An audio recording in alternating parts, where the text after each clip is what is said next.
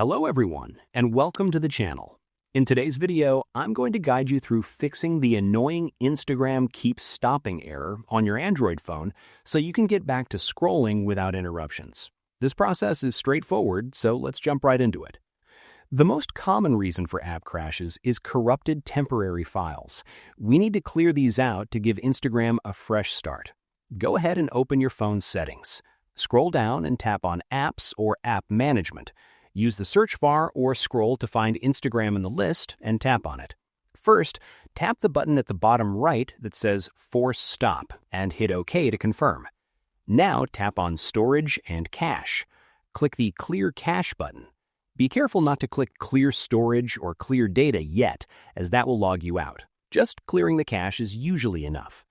If clearing the cache didn't work, you might be running an outdated version of the app that isn't compatible with your current Android system. Open the Google Play Store.